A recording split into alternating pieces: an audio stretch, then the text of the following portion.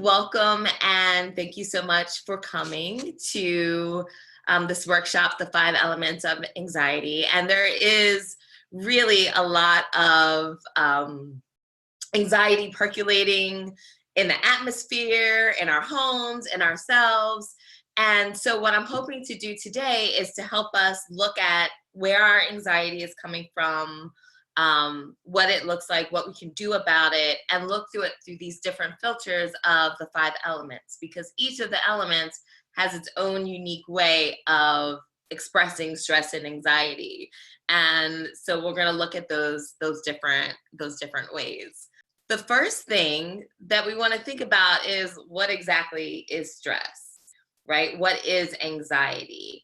And so, we see these pictures of these two women, and they're both kind of reacting to their stress in different ways. One is kind of pulling her hair out, literally, and the other one just seems like she's in a slump and completely overwhelmed by whatever it is in front of her.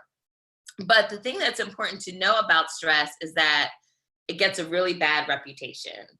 And in actuality, stress is our body's way of staying alive without us having to think about it.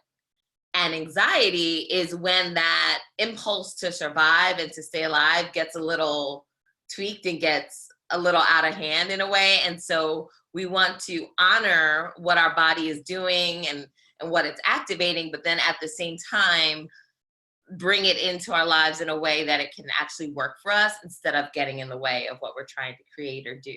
Okay, so the stress response, just really quickly, like I said, it's something that is going to keep us alive. Our body is hardwired for survival. And so when we encounter stress, when we encounter a situation that knocks us off of our game, we have 3 responses: fight, flight, or freeze. And so fight is, of course, when we face or confront a challenge straight on. Our goal is to tackle it or defeat the goal, or defeat the threat. But we're facing it head on. It's like, okay, I'm worried about money. I am going to go through my bank statement, right? That's kind of like a fight or a confrontation of a stress. Flight is when we get away from it as quickly as possible. So our goal is to avoid it. And so we're looking here at 2 very physical stressors, like running from a bear, obviously, but we can also see how that flight, that running away from, might play out in another stressor, like our finances or a relationship or our spirituality even. It's just like, I'm going to avoid this as much as I can. And the difference between the two, we just look at just these two, it's a difference in a lot of times capability. So a lot of times when we fight something or when we confront it or we go right at it, it's because we feel like we have the resources, the talent, the skills, the information that we need to take care of it. And when we're running, it's usually because we feel like we don't have those things. We don't have enough information. We don't have enough time. We don't have enough resources. We don't have enough support to actually confront the thing. And then the last one is freeze, which is you just kind of shut down and get paralyzed and wait for it to pass. And that's another extension of flight, but the difference is that we know we can't avoid it. So it's kind of like, I'm not going to do anything to make it worse, and I'm not going to do anything to make it better. It's here. I can't fix it. Can't do anything about it. So I'm just going to like ostrich head in the sand or something like that. So just even recognizing right there that all 3 of those are responses from the nervous system in terms of dealing with a stressful event or stressful situation. So what happens in all 3 of those stress responses? Your eyes dilate so that you can see further. If you were really running from a bear or running from someone with a gun or running from whatever stressor it is that you can actually visualize for yourself, your eyes are going to dilate so that you can see further in terms of where you're going. If you're running, you want to see where you're running. If you're fighting, you want to see where you're hitting. Your heart is going to beat faster to pump more blood, and you're going to breathe faster to get more air, because you want to get as much chi or life force or energy and blood and oxygen to your extremities. And that's going to allow you to hit harder, jump fast, jump higher, throw faster, or hit harder, all those things, so that you can engage with the stressor. And your hormones are going to be released so that you can act more quickly from your instincts and your conditioning instead of your logic. Because your logical linear mind is going to be like, okay, if I run at 60 miles per hour and jump at an obtuse angle of 120 degrees, like by the time you do all that, the bear got you and it's over. So your instincts are going to kick in to just go ahead and take care of it. And the thing that's interesting about the stress response is that it's the same stress response, whether you're running from a bear or stressed out about money or worried about your parents being sheltered in. Your stress response is going to get triggered. And that's where we start to see, when we think about some of the kind of typical symptoms of anxiety, what do we think about? We think about heart palpitations and hyperventilating, because those are extensions of this very natural response of the nervous system that's like, okay, there's a threat, it's going to take us out, what do we do about it? And then this whole chain of command happens. Also, the instincts and the conditioning and not your logic, it's very difficult when you're in a stressful situation to be able to use those higher executive thinking in order to kind of strategize, because the emotions flood the brain and the instinct is around survival and how do I get safe. A lot of times our stress will show up in digestive and reproductive disharmonies. So our periods will be off, we'll get indigestion, we won't be able to eat or we'll overeat. And we can just think about it pretty easily. If you were running from a bear, you're not going to stop to poop, pee, or have sex. And it's like, all right, let's get out of here. What are we doing? And all those other systems are suspended. The problem is that, like I said, when we're in an unrelenting, stressful situation, the energy that would normally be going to those systems is not as strong and healthy as it could be. And that's what gives rise to sometimes infertility, sometimes things like IBS, irritable bowel syndrome, any kind of like fatigue, chronic fatigue syndrome, and all those kinds of things as a direct result of this stress response not being mitigated. Anxiety and stress shows up differently for everyone. And that means that our recommendations of how we handle the stress are going to be different for everyone. And my goal is that by the end of this evening, you have some things that you can do for your particular kind of stress. All of these recommendations: slow down, enjoy life, have fun, go outside, relax, unplug, be positive, they're all great. And some of them might not work. So we're going to look at it more specifically. So the first element that we're going to go to is the water element. And a few days ago, I posted a video that was about COVID-19 and all the signatures of the water element. So it's on YouTube, and I posted it on all the social media, all the things, all the places and spaces. So in that video, I go into more detail about COVID-19 and some of the psycho-emotional things that it's bringing up. But today we're going to look specifically at water and how it relates to anxiety. So what do we learn from the water element? We learn from the water element to surrender, to trust, to go inside, and to listen. The water element sinks. It sinks chi, it sinks the life force. Each element has a different way that it affects energy and flow and movement. And so the water element sinks and it brings things down, down, down, and down.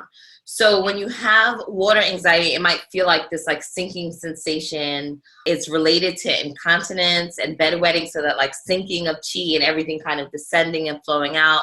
We see that a lot with children when they feel anxiety and don't have the words to express what's going on. And it's this really low energy. It's like you get kind of tanked out.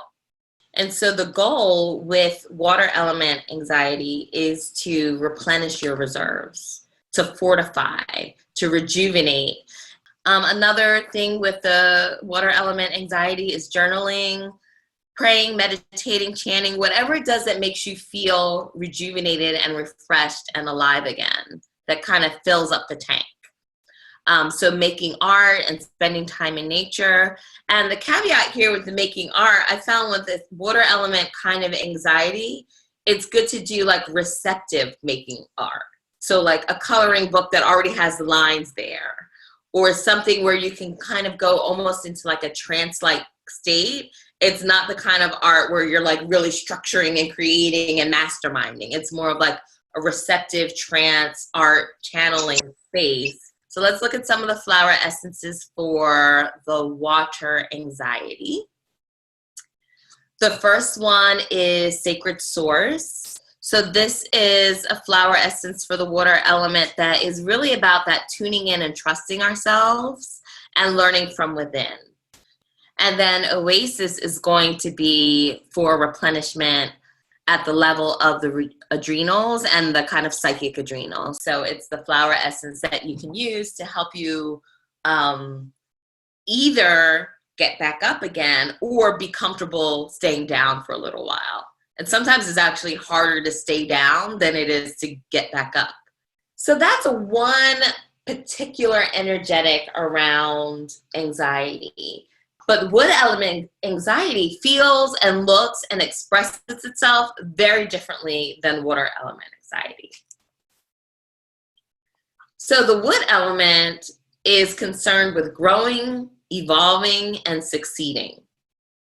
And so the wood element goes up, but when it's in disharmony, what it does is it stagnates things.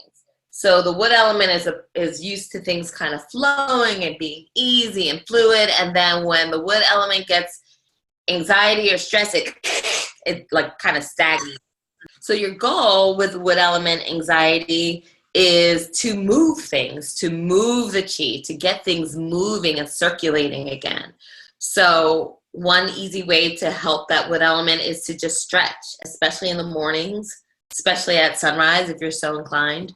Any kind of exercise that lets you blow off steam is going to help the wood element. Another favorite activity for the wood element is making a vision board.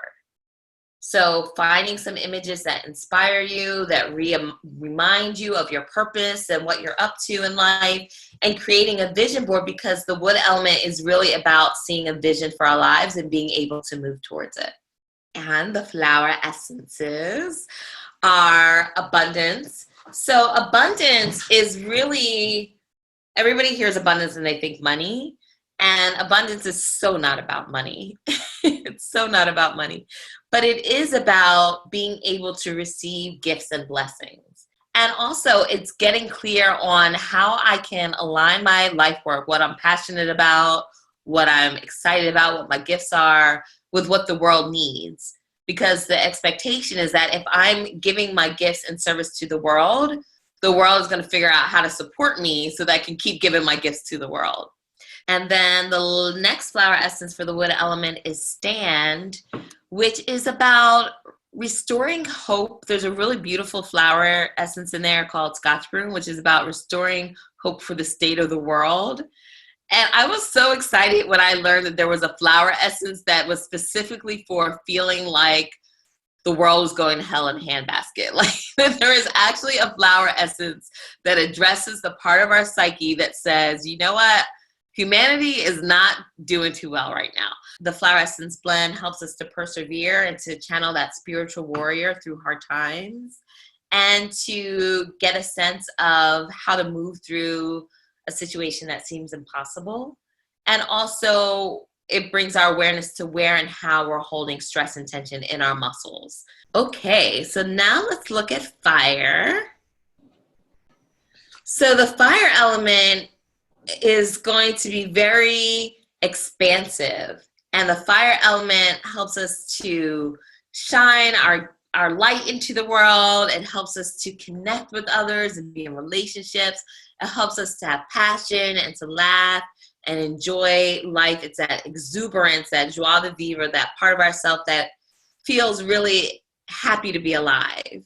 But also the fire element deals with trauma and shock. Water element sinks, the wood element stagnates, and fire kind of flares up. It's like a flaring kind of anxiety. So that shows up as like a rapid heartbeat or tachycardia. It can show up as insomnia, just like waking up throughout the night. Fire anxiety can also be that isolation that we talked about when the fire of the heart kind of teeters out. The goal of the fire element is to calm the heart. And one of the ways that you can do that is to shore up on your sleep hygiene. Fire element also wants to stay connected to friends and family, so finding creative ways to do that. And now this is also going to sound like kind of ironic, but making sure that you're taking time away from screens and devices. Wholehearted is the flower essence to deal with that heart shock and heart trauma, especially if we're feeling disconnected, if we're feeling like we can't make sense of things, if we're feeling like we're not ourselves, then wholehearted is going to help turn that heart fire light back on and help us regulate the heart fire. So there's a lot of flower essences in there for brokenheartedness, but also for shock and just kind of recalibrating so that we can come back to ourselves. So we're traveling around this wheel. So just like water comes in the winter, and then wood emerges in the spring, and then fire comes in the summer, the height of summer. And then when we get to the late summer, when things are really hot and sticky and gross, that is the earth element. So the earth element is like the archetypal mother. And it's about nurturing and supporting and grounding.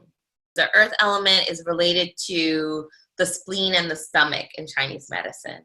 So how we digest not just food, but how we digest ideas, how we digest experiences, how we digest our life, that's all the earth element.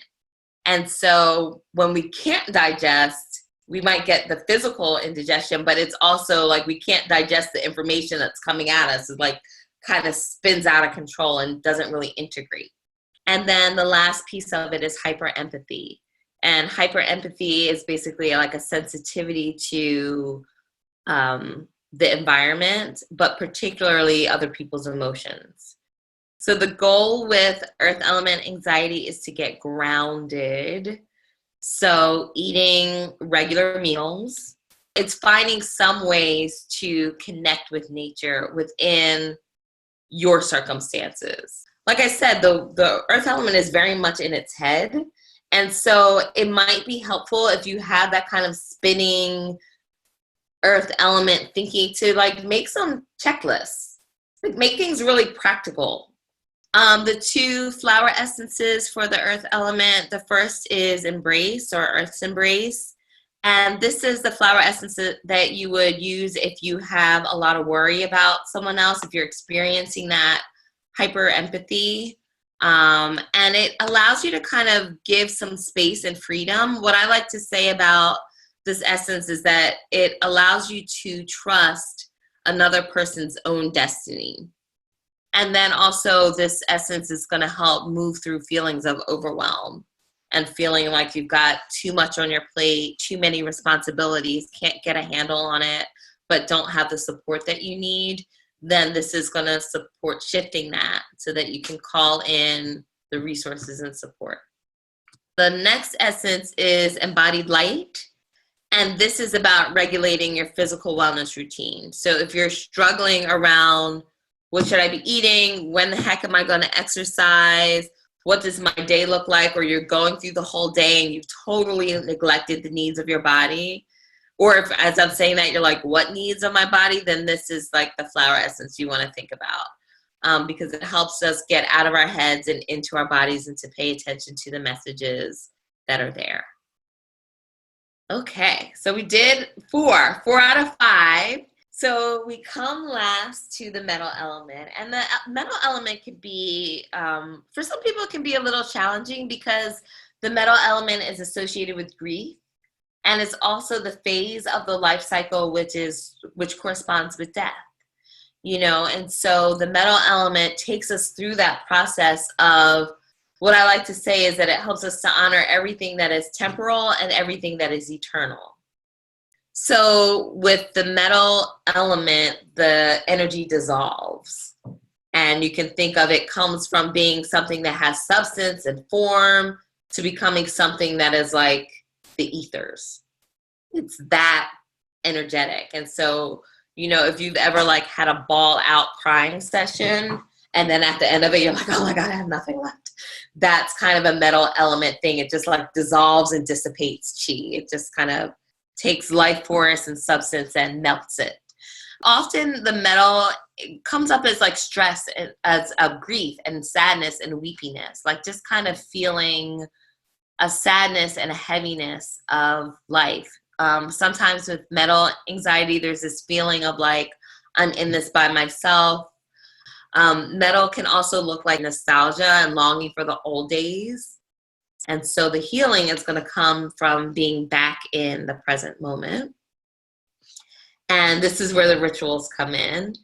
With the metal element, we're looking at sacred rituals. So rituals that are going to connect us to a higher power or a sense of divinity. And the first sacred ritual is literally just breathe.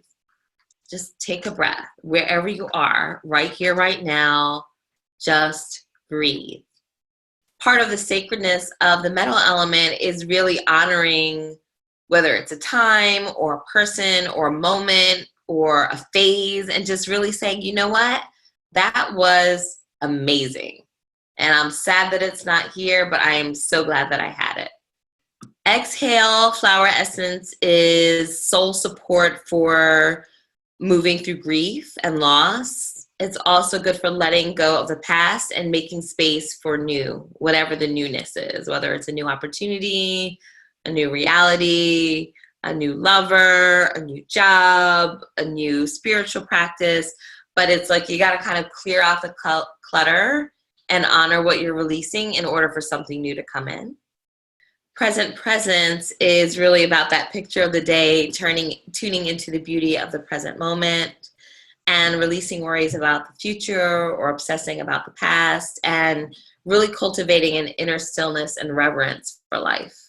What I love about the 5 elements is that, when you look at the original word for the 5 elements, the wujing, it's actually translated as 5 phases or 5 transformations. So this idea that we are only one thing is really false. It's really that these are phases, and we have wood days and we have earth days, just like we have a spring and we have a late summer. It's like there's change and there's transformation and there's space for all of it. And depending on how we're feeling on one day might determine what kind of medicine we use. But if you're really interested in this stuff on a deeper level, I'm offering an online training from May through September, which is a flower essence and soul medicine apprenticeship.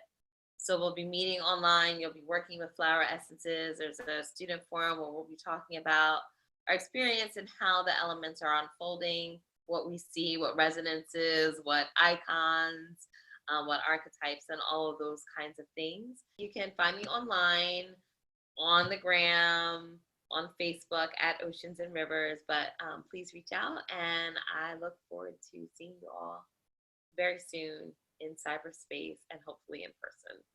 So thanks again, and enjoy the rest of your evening.